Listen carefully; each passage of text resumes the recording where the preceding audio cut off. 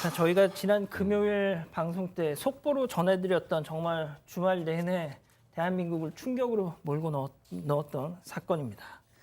네, 지난 21일 금요일 오후 2시쯤에 서울 관악구 신림역 4번 출구 인근에서요, 흉기 난동이 있었습니다. 30대 남성이 흉기를 들고 나타나서는 신림역 4번 출구에서 80m 정도 떨어진 상가 골목 초입에서 20대 남성을 향해서 흉기를 여러 차례 휘둘렀습니다. 그렇게 20대 남성을 살해했고요. 이후에도 3명에게 잇따라 흉기를 휘둘렀습니다.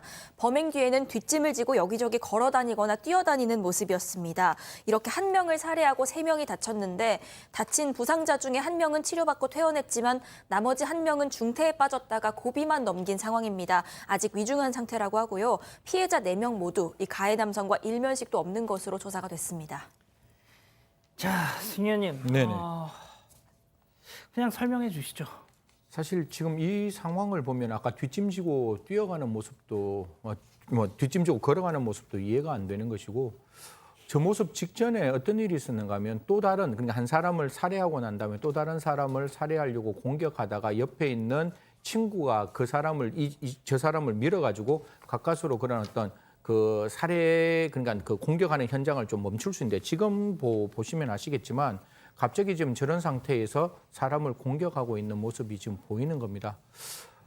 왜 저렇게까지 해야 되는지 반드시 국가에는 저 행동을 좀 이렇게 살펴줘야 된다는 생각도 들고 마지막 장면 아마 많이 보셔서 아시겠지만 잡힌 그 상황에서 그냥 털썩 주저앉아 있는 상황이었죠. 경찰이 오니까 순순히 흉기를 내려놓고 그 내려놓는 과정에서 굉장히 좀 이해되지 않는 말 세상에서 살기 싫다 열심히 살았는데 안 되더라 다른 사람의 내가 불행한데 다른 사람도 뭐 불행하게 만들고 싶다라는 이유를 뒤에도 이제 이야기를 하게 되는데 저도 오늘 저녁 집에 갈 때 가끔가다 이렇게 뒤를 돌아볼 수밖에 없는 상황 그만큼 좀 걱정스러운 상황이 만들어지고 있다 이렇게 말씀드리겠습니다.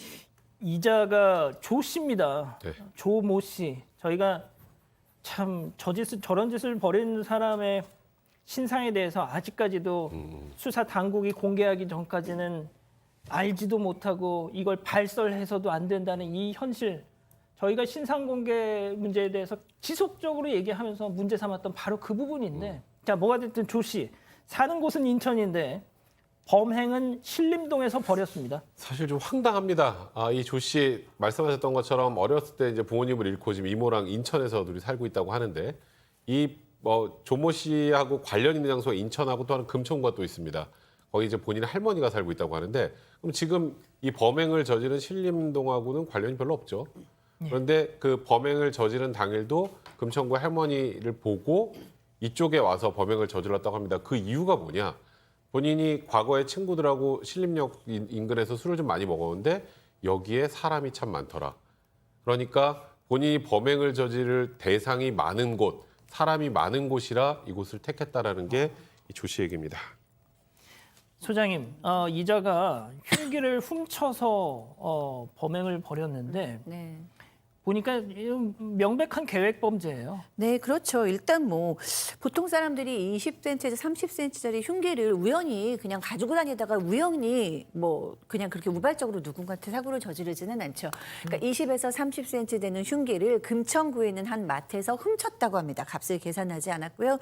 그다음에 지금 방금 박 변호사님도 얘기하셨지만 신림동은 예전에 가본 적이 몇 번 있고 거기에 사람이 많을 거라고 생각했다라는 것도 이미 지역을 특정했다는 것이죠. 그런 걸 봤을 때 이것은 다 계획 범죄였다. 근데 이제 그 후에 이제 내가 힘들어서 그랬다라는 얘기 때문에 무차별 범죄, 그럼 우발적으로 저지른 거 아닌가라는 질문이 나올 수도 있지만 그 사람이 그 전에 준비한 것을 보면 이건 100% 계획 범죄다라고 얘기할 수 있겠습니다.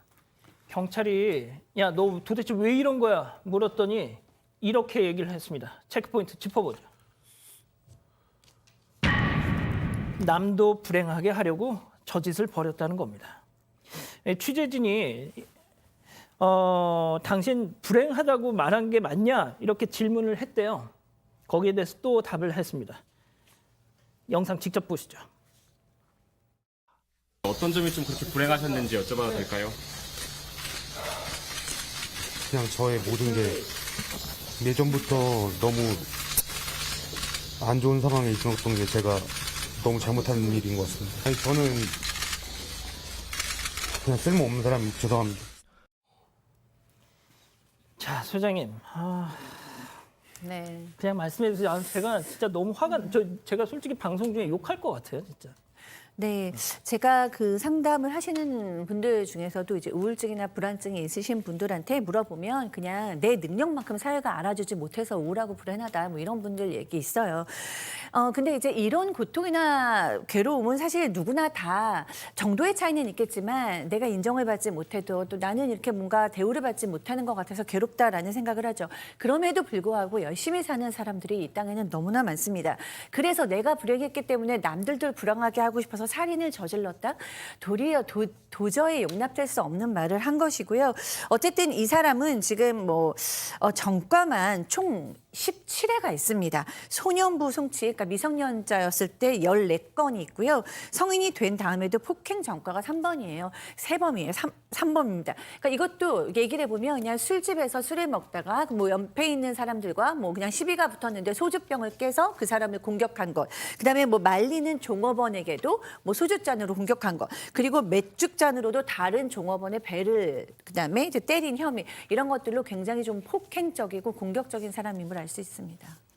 자, 오늘 승현님이 아침에 라디오 나오셔가지고 이자에 대해서 정유정과 판박이라는 말씀을 하셨잖아요. 어떤 맥락에서 그러신 거죠? 첫 번째는 또래 집단에 대한 공격성을 보였고 그 또래 집단에 대한 공격성이 그냥 미필적 고의에 의한 살인이 아니라 반드시 내가 살해를 해야 된다는 확정적 고의가 있는 것 같아요. 정유정도 그 또래 과외 교사의 집에 들어가서 정말 입에 담기도 힘든 110번의 자상을 입히고 그 피해자의 신체를 조금 훼손했다, 사체를 훼손했다 이런 이야기가 나오고 지금 이자라고 이야기할게요. 뭐 조 씨라고 이야기하는 것도 저도 좀 별로 마땅하지도 않고 왜 26일 날 신상 공개되는지도 저도 모르겠고 그래서 이 이자도 어떤 게 했는가 하면 그 피해자를 살상하는 게 사실상 과잉 살상이고 반드시 피해자가 사망에 이르게 할 수 있을 만큼의 마지막 순간까지 살인의 고의를 포기하지 않습니다. 또 뿐만 아니라 범죄 후에 정말 태연하게 가잖아요. 저 정유정도 탁탁탁 그냥 걸어가는 캐리어 들고 정말 이렇게 너무나 천진난만하게 한 게 그게 너무너무 화나는 장면이고 이 사람도 범행 후에 그냥 털썩 주저앉아서 그냥 자기가 뭐 어차피 잡히는 걸 나는 생각하고 있었고 너희들이 나한테 왔으니까 내가 잡히겠다라는 형태의 모습뿐만 아니라 인터뷰도 똑같아요. 마지막 질문들 정유정도 묻는 질문에 대답하지 않잖아요. 내가 검찰에 가서 잘 이야기를 하겠다. 성실히 조사받겠다. 이 사람도 제일 마지막에 묻는 말에 대답하는 게 아니에요. 내가 쓸모없는 인간이라는 거는 묻는 말이 대답이 아니라 자기가 마지막 인터뷰를 하는 순간 국민에게 어떠한 메시지를 주고 여기서 어떤 그 이미지를 갖고 있어야 법정에서 좀 유리할 수 있는지를 저는 생각했는 것 같아요. 왜냐하면 잡히는 순간 펜타닐 했다 그러거든요. 근데 안 했거든요. 그 진술 철회했단 말이에요. 그러면 잡히는 그 순간에 내가 무슨 말을 하는 게 가장 유리할지를 생각하고 있었다면 어떻게 보면 정유정과 그다음에 지금 있는 이 조 씨, 이자와 거의 대동소이한 모습을 보이고 있다. 그래서 분명히 이런 부분에 대해서 좀 국가가 왜 이런 일이 일어나는지에 대해서 언제나 저한테 물어요. 이런 정책을 어떻게 만들어야 이런 범죄를 막을 수 있느냐. 저도 모르죠. 원인을 알아야 저희가 대책을 만드는데 지금 원인이 제대로 나와 있지 않으니까요. 제발 국가에서는 원인 좀 찾아서 저희에게 이야기해 줬으면 좋겠습니다. 자, 그 신상 공개 모레 결정된다고 합니다. 당연히 공개되겠죠. 이렇게 전국이 펄펄 민심이 끓는데 비공개하기로 하겠다 이렇게 얘기하겠습니까? 공개되겠죠. 시간 문제입니다. 자, 그런데 말이죠. 저런 자에 대해서도 범행 발생 직후에 신상을 저렇게 꽁꽁 가려주니까 온갖 설설설 소문만 무성합니다. 네, 맞습니다. 공개 여부는 오는 수요일에 나오는데요. 이미 온라인에는 이름, 나이, 출신 학교 비롯해서 온갖 얘기들이 나오고 있습니다. 그중에는 뭐 도박 빚이 5천만 원이 있고 이혼했다 뭐 이런 내용도 있었습니다. 하지만 여기에 대해서 경찰은 사실이 아니라고 일축을 했고요. 또 과거에 조 씨가 건설 현장 일을 했는데 그때도 굉장히 불성실하고 불만이 많았다. 이런 얘기도 나왔습니다. 여기에 대해서는 아직까지 조사가 안 된 내용이라고 밝혔습니다. 이런 가운데 3, 4년 전에 자신이 업무차 조 씨를 수차례 만났다. 이런 한 회사원의 언론 인터뷰가 나오기도 했습니다. 당시 인터뷰인은 그 조 씨 요청으로 인해서 업무상 만남을 사행성 오락실에서 가졌다 이렇게 얘기를 했습니다. 하지만 굉장히 평범했다고 기억을 했고요.